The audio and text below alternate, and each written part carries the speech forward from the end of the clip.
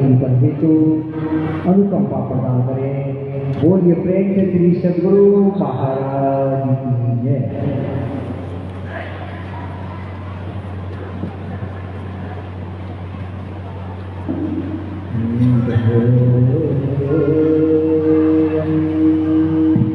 सदा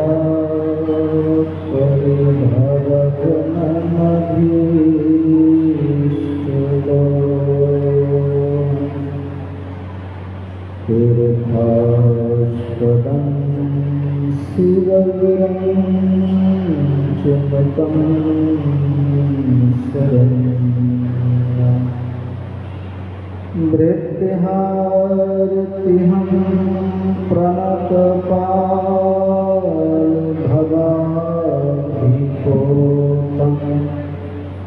वन्दे महापुरुष ते चरणारविन्दम्।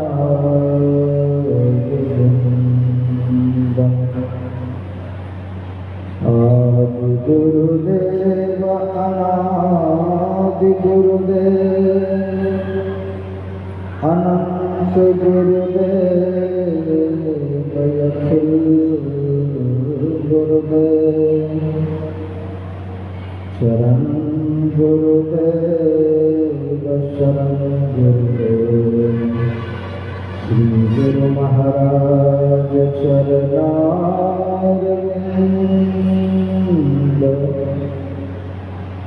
नमो नमस्ते। बोलिए सद्गुरुदेव भगवान गुरुदेव भगवान गुरुदेव भगवान। अखिल विश्व ब्रह्मांड नायक परम पिता परमात्मा सद्गुरुदेव के चरणों में कोटि नमन एवं उनके ही हृदय और मस्तिष्क स्वरूप पूज्य चरणों में कोटि नमन। मंचस्थ अंतर्राष्ट्रीय प्रवक्ता स्वामी सत्यानंद जी महाराज के चरणों में कोटि नमन। आचार्य श्री के परम सेवक श्री स्वामी रामेश्वर बाबा, अन्य मंचस्थ समासन साधुगण, उपस्थित धर्म प्रेमी सज्जनों, भक्तमती माताओं एवं आदरणीय क्षेत्रवासी, हम लोग इस 2 दिवसीय सत्संग के समापन की ओर अग्रसर सत्र में बैठे हैं और अभी का पाठ वार्ता बढ़ाकर भगवान श्री राम सबरी के आश्रम आए। सबरी देखा राम गृह आए और सबरी माता अपने दीनता पूर्वक भगवान से कितने नम्र होकर के क्या क्या ना भगवान से कहा, प्रभु मैं इस संसार में अधम से अधम अधम अति हूं। तीसरे नंबर का अधम अपने को बताया। और अगर आप देखें इस संसार में जो भी मनुष्य जो भी जीव अपने स्वरूप से घिरा हुआ है वह तमाम जीव अधम है। चाहे कोई शास्त्र का ज्ञान खूब कर ले, बहुत ऊंचे पद पर हो, सुंदर हो, स्वभाव भी ठीक हो, लेकिन अगर वह त्रैपथ में पड़ा हुआ है, अगर वह जागृत स्वप्न सुषुप्ति में पड़ा हुआ है, अंधकार में पड़ा हुआ है, तो उसको अधम ही कहा जाएगा।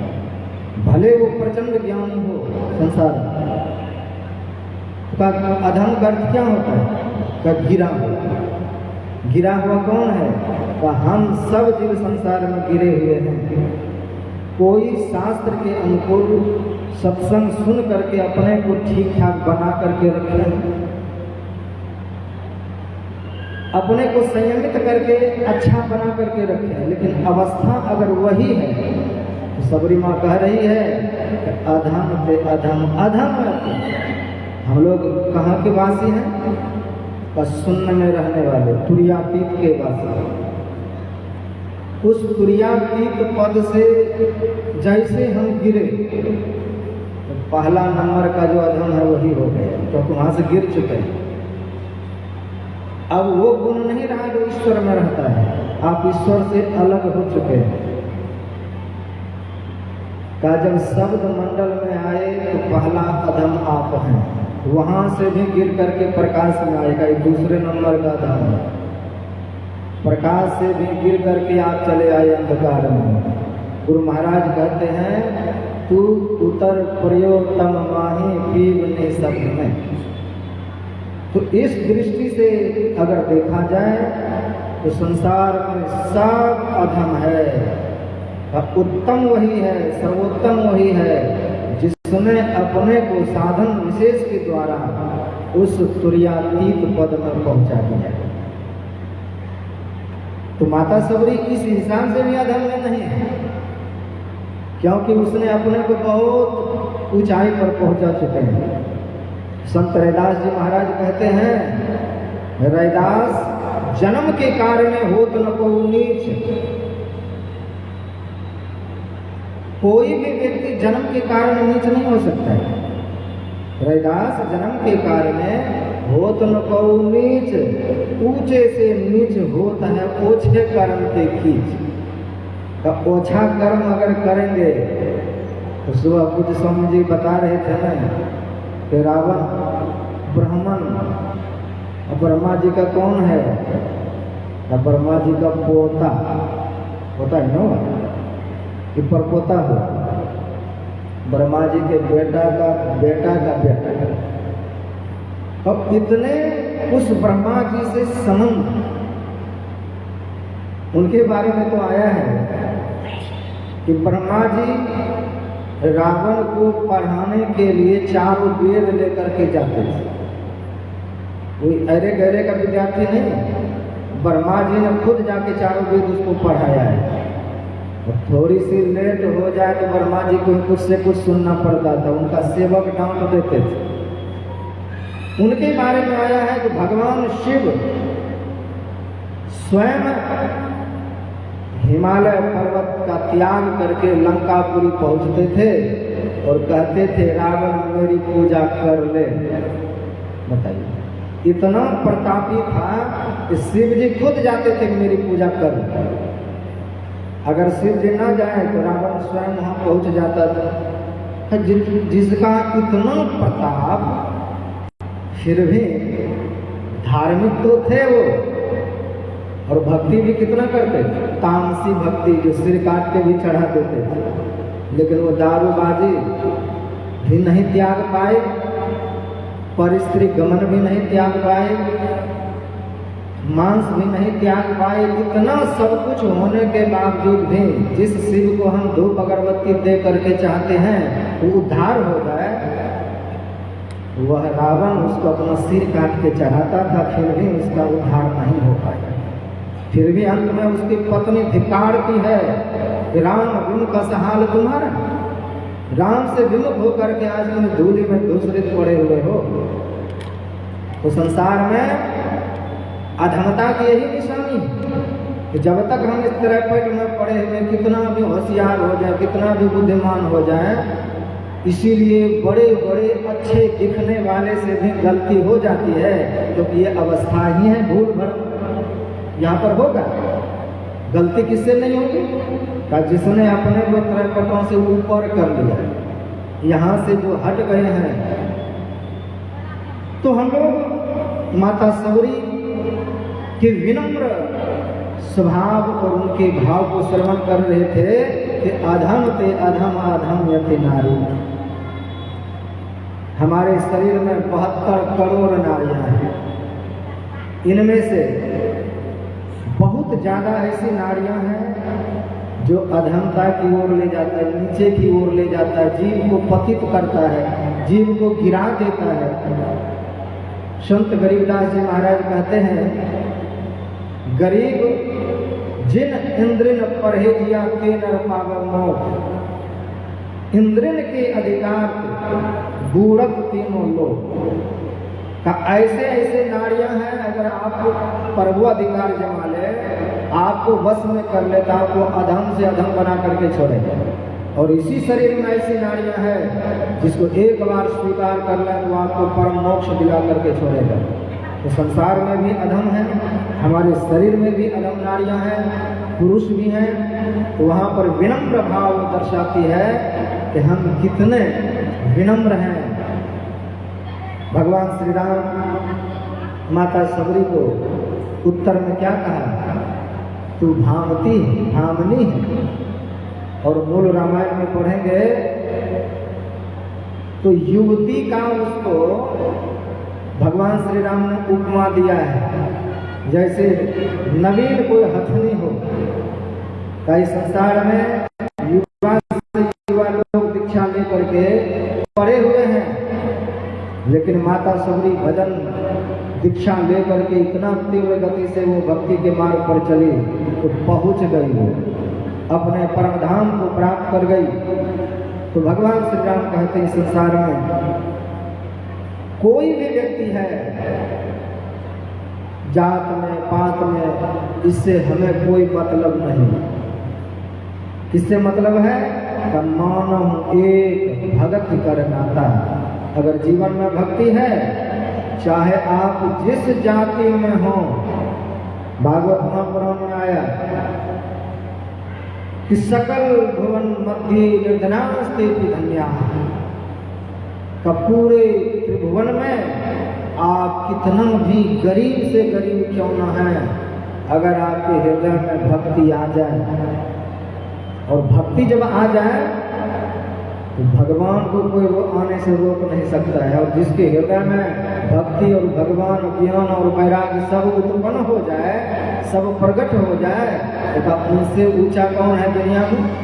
जो शपथ के कारण घंटी बजी, जो शपथ जातिहीन थे, लेकिन वहां पर उसने ऐसी भक्ति की कि उनके बिना पांडव का घंटा तक नहीं बज पाया। भगवान कृष्ण के रहते हुए और इस ब्रह्मांड के एक से एक महान से महान ऋषि महर्षि के रहते हुए घंटा नहीं बजा, शपथ ने आके बजवा दिया, जब पूर्ण किया। तो जीवन में कितना भी नीच कोई क्यों न हो, अगर भक्ति को स्वीकार कर लिया है, भक्ति उसके हृदय में उतर आया है, तो ज्ञान और वैराग्य भी वहाँ खुशी खुशी से रहेगा। और जहाँ ज्ञान और वैराग्य उत्पन्न हो गया, वहाँ पर भगवान भी प्रकट होंगे, भगवान का भी प्रकाट्य होगा और जीवन को धन्य बना देगा। ये नवधा भक्ति का प्रसंग कई पुराणों में, शिव महापुराण में प्रसंग आता है कि जब भगवान शिव का विवाह हुआ माता पार्वती के साथ, तो कई लोग लोकांतर में दोनों पति पत्नी की तरफ भ्रमण किए। एक दिन माता पार्वती भगवान शिव से प्रश्न करती है, हे महादेव, मेरा जन्म भी हुआ है राजा हिमाचल के घर में, सब तरह के सुख को जाना, और विवाह भी हुआ तो आपके जैसे महान महादेव के साथ, आपके साथ में लोग लोकांतर का सुख देखा।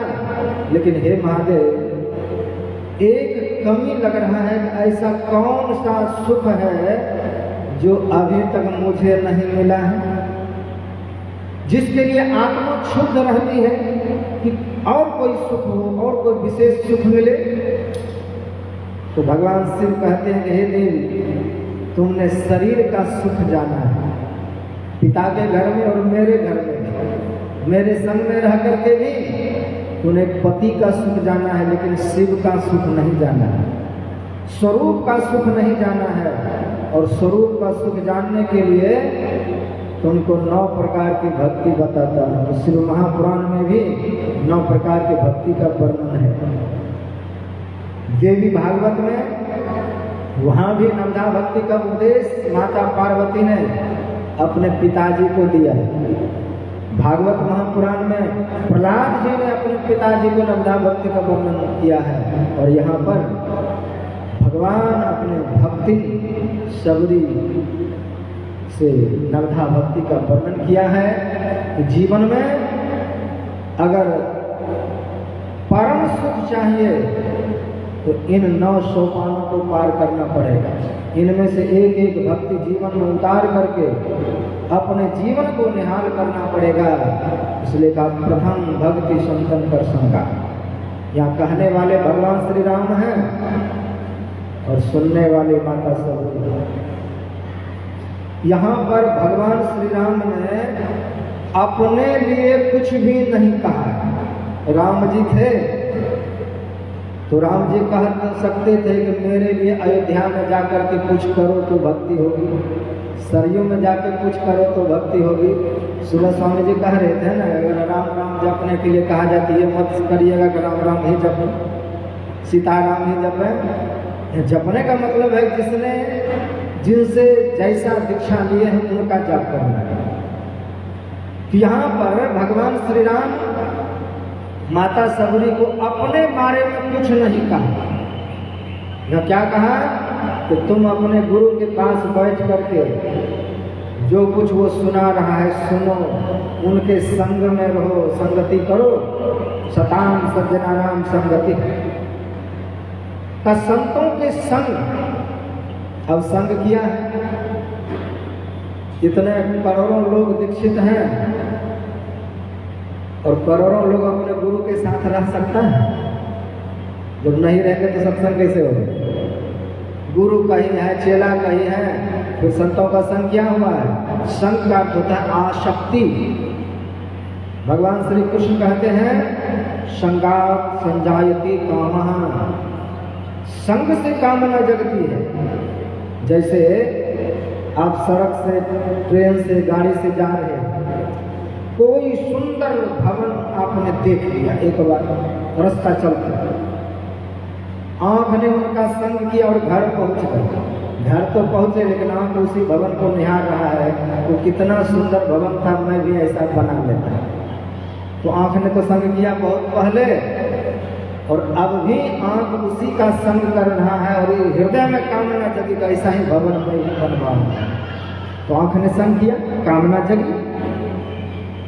तो कहा जैसे गुरु को आपने देखा, संत को देखा, और उसी को देखने की लालसा बराबर बनी रहे कि हमारा शरीर भले घर में पड़ा हुआ हो, हमारा मन सदैव गुफा घाट में भ्रमण करे कि आचार्य श्री कैसे होंगे, आचार्य श्री क्या खाते होंगे, वो किस अवस्था में होंगे, जब मैं उनके पास जाऊं तो क्या लेकर के जाऊं, कैसे जाऊं।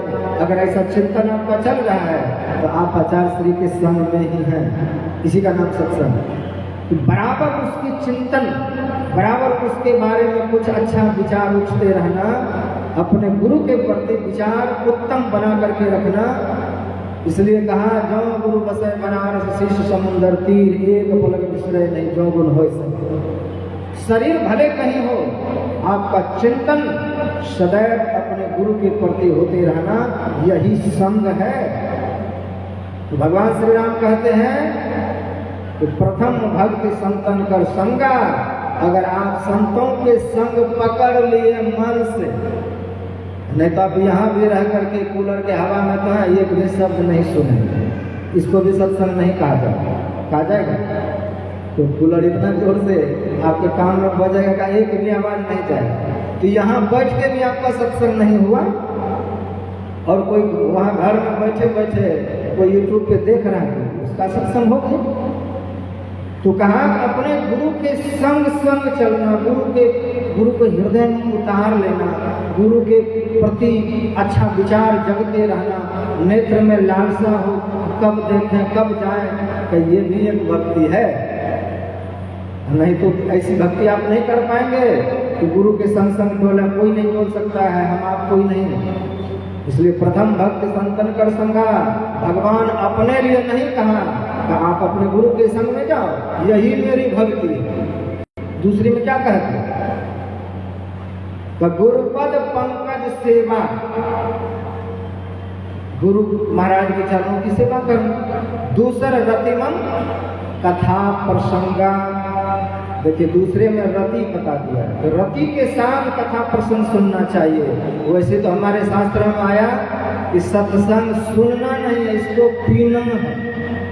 अपने दोनों कान से इसको पी जाइए, पीबा तो भागवतम रसमालयम, तो इसको पी जाइए बिल्कुल। तो दूसरे नंबर की क्या भक्ति है, का इसको प्रेम से सुनिए। रति एक है प्रेम, प्रेम का जो पका हुआ रूप है उसका नाम है रति। इसको दूसरे अर्थ में ले तो रति है कामदेव की पत्नी। पूरे ब्रह्मांड को कामदेव मोहित करके रखता है, का कामदेव को भी जो मोहित करके रखे उसका नाम रति है। का इतना प्रेम हो, इतना स्नेह हो, इतना स्नेह पूर्वक आप सुने। इसलिए कहते हैं रति बिन राज, रति बिन पाठ, रति बिन मानस लागत फीको, रति बिन जोगी, रति बिन संत, रति बिन जोग न होय जति को। कवि गंग कहे सुन सहबर, रति बिन मानव एक रति को। अगर रति नहीं है सुनने में तो आपका सुनना नहीं सुनने के बराबर होगा। आपका ये सुनना आलसपूर्ण सुनना का ये मृतक के समान, आलसपूर्ण सुनना ये मृतक के समान है। आपने कुछ भी नहीं सुना, बैठ के टाइम पास करना। इसलिए रति पूर्वक ऐसे सुनना है कि जो हम सुन लिए उसी में अपने मन को भुला के रखें हम क्या सुने हैं, और वो आत्मसात जीवन में हो जाए, उस पर आचरित हो जाए हमारा जीवन। तो दूसर रतिमन कथा प्रसंगा, तीसर भक्ति यमान गुरुपद पंकज सेवा। देखिए पहला भक्ति जो है का बिल्कुल स्वतंत्र है। अब यहाँ इतना बड़ा पंडाल है कि बीड़ी पीते हुए जा रहा है, मन हो जाए कि मैं सत्संग में आके बैठ के सुनूं, कौन रोकेगा उसको, आके बैठ के सुन। तो यहाँ मना नहीं है सुनने के लिए, कोई भी आकर के यहाँ बैठ के सुन सकता है। लेकिन आगे का जो भक्ति है उसमें शर्त है। जब तक आप शर्त पूरा नहीं करेंगे तो आगे का भक्ति होगा नहीं। सुनना कैसे है, रति, ये रति शर्त है। गुरुपद पंकज सेवा कैसे करना है, अमान, अमानी होकर के जब आप भक्ति करते हैं तब आपसे भक्ति होगी। तो गुरुपद पंकज सेवा, गुरु महाराज के चरणों की सेवा करना। अब यहाँ भी है कि लाखों शिष्य हैं, गुरु महाराज के चरण दबाएंगे तो कैसे दबाएंगे। अब गुरु महाराज शरीर में होगा भी तभी न दबाएंगे, ये भी संभव नहीं है। अगर ये संभव नहीं है तो नौ प्रकार के भक्ति में कट जाएगी। गुरु महाराज के चरण दबाना कैसे दबाइए। गुरु महाराज कहते हैं अपनी वाणी में कि गुरु महाराज का चरण क्या है, गुरु महाराज का चरण क्या है और कहाँ पर है। कहते हैं सतगुरु चरण डोर दृढ़ सब भक्त। और गुरु महाराज का चरण कहाँ है, का सब भक्तों के हृदय में है। गुरु महाराज का चरण बाहर में ढूंढने की कोशिश भी नहीं करना है, न मिल सकता है। तो सतगुरु चरण डोर दृढ़ मजबूत, वो सबके हृदय में है। का जब आप ध्यान करेंगे तो ध्यान में आप उस चरणों का दर्शन कर पाएंगे। ध्यान में बिंदु और अनाद रूप के दो चरण का दर्शन कर पाएंगे। और आपका जो दोनों दृष्टि की धार है का यही साधक का दो हाथ है। तो बार बार जब आपकी दृष्टि बार बार जो उस बिंदु को निहारने का प्रयास करे, उस पर दृष्टि एकाग्र होने के प्रयास करे बारंबार, तो यही समझिए गुरु महाराज का चरण चापने वाली सेवा है। आंख बंद करके अपने दृष्टि धारा को बिल्कुल सुदृढ़ करना चाहते हैं, बार बार दृष्टि इधर उधर भाग के जाती है और आप उसको एकाग्र एक बिंदु पर ठिकाना चाहते हैं। का बिंदु चरण है, तो आपकी दोनों दृष्टि की धार आपके हाथ है, तो इसी दोनों हाथों से चापू कीजिए, गुरु महाराज के चरण को दाबिए। देखिए कितने सुंदर भक्ति है, इसमें कोई मेहनत नहीं, बैठ करके बस करते रहे गुरुपद पंकज सेवा। लेकिन यह होगा कैसे, जब तक आप अमानी नहीं होंगे। अगर मान खुद चाहते हैं, कुछ स्वामी जी सुबह भी यही कहा अगर मान चाहेंगे, सम्मान चाहेंगे तो फिर आपका मान नहीं होगा। खुद मान चाहेंगे तो मान नहीं बढ़ेगा।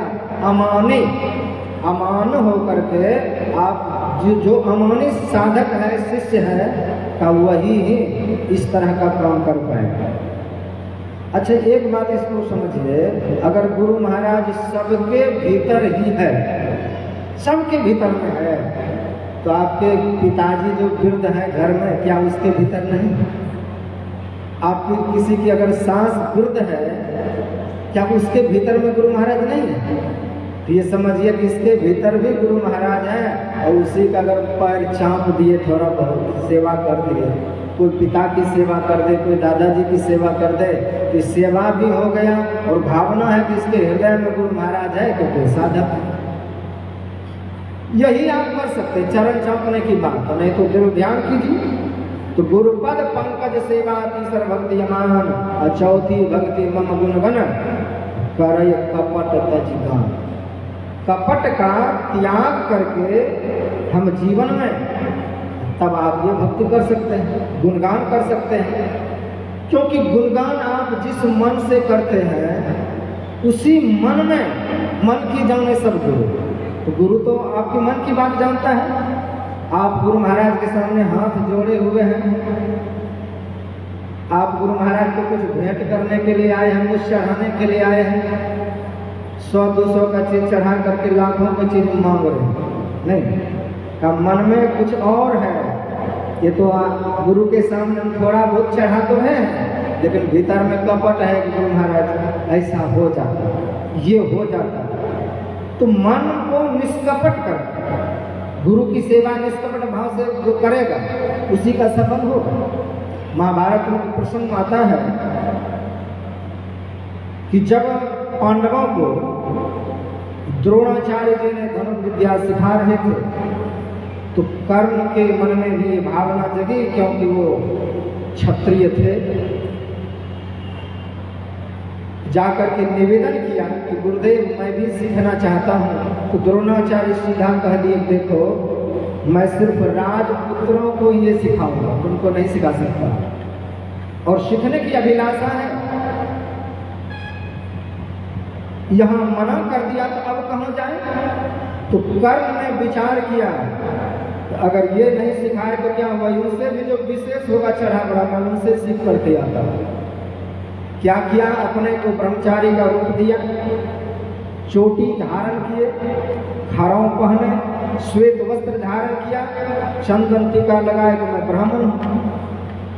और ब्राह्मण बन करके ये किसके पास गए? कहा दुनिया के सबसे खूंखार गुरु जी परशुराम जी महाराज, जिसने इस धरती पर कितने 21 बार क्षत्रियों का संहार किया। उन्हीं के पास पहुंचते हैं हाथ जोड़े हुए कि गुरुदेव मैं आपसे यह सभी अस्त्र शस्त्र की विद्या सीखना चाहता हूँ। अपने को ब्राह्मण बता करके सेवा में लग गए, भरपूर सेवा की, इतना सेवा किए कि प्रसन्न हो करके प्रसन्नता के साथ एक से एक विद्यास्त्र उसको प्रदान किया, एक से एक विद्या उसको दे दिया। इतना गुरु को अपने शिष्य पर भरोसा हो गया, इतना प्रेम हो गया कि जब बृहस्पति जी जब उनको सोना होता था, किसको? परशुराम को, तो कर्ण के जंघे पर अपना सिर रख करके सो जाते थे। एक दिन दोपहर का समय कर्ण के जंघे पर अपना सिर लिए हुए सो रहे हैं आराम से, और वो बैठे हुए सतर्क होकर के गुरु जी को माखी ना लगे, पंखा भी झेल रहे हैं, आराम से बिल्कुल साधना में भी लगे हुए हैं। कहते उसी समय एक जहरीला कीड़ा आया और कर्ण के जंघे में वो छेद कर रहे। अब वो छटपट करते हैं तो गुरु जी का नींद टूट जाता है।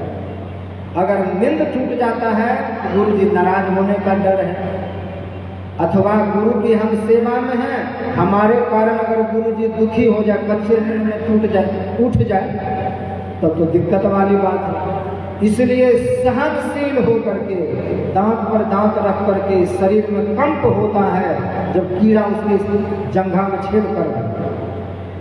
शरीर को बिल्कुल थामे हुए हैं मजबूती के साथ, जंघा को आर पार कर दिया उस कीड़ा ने। जब आर पार किया तो खून का फव्वारा निकला, और खून का फव्वारा जैसे लगा परशुराम जी महाराज के शरीर में स्पर्श किया, अचानक वो हड़बड़ा के जगह के कर्म क्या हुआ? कहा गुरुदेव कुछ नहीं, ये कीड़ा तो वही जांघ में छेद कर दिया। उसी समय उसको शक हुआ कि तुम बताओ हो कौन, क्योंकि ब्राह्मण इतना सहनशील नहीं होता है। तुम ये चोटी श्वेत वस्त्र ये चंदन लगा करके अपने को ब्राह्मण बता करके मेरा शिष्य बने, मैंने तुमको इसी प्रेम के कारण सब विद्या प्रदान कर दिया, बताओ तुम हो कौन? तब डर से उसने अपना परिचय दिया कि मैं ये हूँ, मैं वो हूँ। कहा जाओ मैं तुमको श्राप देता हूँ, तुम कपटपूर्ण होकर के विद्या सिखाएगा। मेरी विद्या तो कभी हासिल नहीं कर सकता है, इस विद्या से तुमको कोई लाभ नहीं हो सकता है। जो भी विद्या तुमने सीखा है जरूरत पड़ने पर तू भूल जाएगा। कहते महाभारत के युद्ध में कर्ण एक तो शापित है, एक ब्राह्मण ने भी श्राप दिया था कि उनके तीर से एक गाय मर गई। जैसे तुम्हारे तीर ने मेरे गाय को खा गया, ऐसे ही तुम्हारे रथ को जमीन खा जाएगा। और वही रथ का चक्का जमीन में धंसा, नीचे उतरा। उस चक्का को निकालने के लिए भगवान श्री कृष्ण कहते हैं कि अर्जुन अभी मौका है, इस दुष्ट को मारो। उसने बहुत दुष्टता की। कहा प्रभु ये तो अधर्म होगा। कई अधर्मी ने बहुत अधर्म किया, मारो अभी इसको। उसी समय कर्ण भी अपने धनुष पर बाण चढ़ाते हैं, मंत्र स्मरण कर रहा है कि हम इस पर अपना तीर छोड़े, मंत्र ही भूल जाता है। बार बार अपने धनुष पर तीर संधान करते हैं लेकिन मंत्र ही भूल जाते हैं। तब तक अर्जुन ने उसको मार दिया, उन नाम को ना हो। तो जीवन में कपट का जब तक त्याग नहीं होगा, कहते हैं संत कहि अस नीति प्रभु, श्रुति पुराण मुनि गाओ, होहिन विमल विवेक गुरु गुरुशन किए दुरा। याज्ञवल्क्य जी से कहते हैं कि महाराज गुरु से दुराव करके, गुरु से कपट करके इस संसार में विमल निर्मल बुद्धि ज्ञान किसी को नहीं हो सकता है। इसलिए गुरु से कभी कपट भाव नहीं रखना चाहिए, क्योंकि मन की जाने सब गुरु। गुरु महाराज तो मन की जब बात जानता है तब क्या उनसे कपट कर पाएंगे, क्या छिपा पाएंगे? गुरु से कुछ नहीं छिप सकता है, गुरु से कोई छिपाव नहीं हो सकता है। इसलिए बिल्कुल निष्कपट भावना में आकर के मनुष्य को परमात्मा की भक्ति करनी चाहिए। समय लगभग हो गया होगा, इसलिए मैं चाहता हूँ कल स्वामी जी से हम लोग श्रवण करेंगे। बोलिए सद्गुरुदेव भगवान की। पुनः अपने विचार को व्यक्त करें। बोलिए प्रेम से श्री सद्गुरु महाराज की जय। भक्ति स्वतंत्र सकल सुख खानी, बिनु सत संगति ना पावन।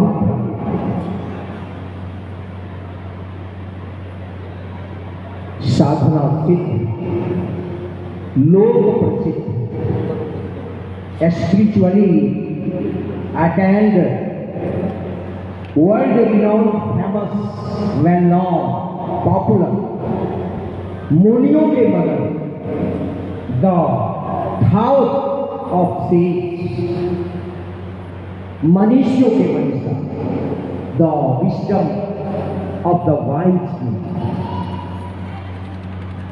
This is a profoundly privileged, responsible position which, as you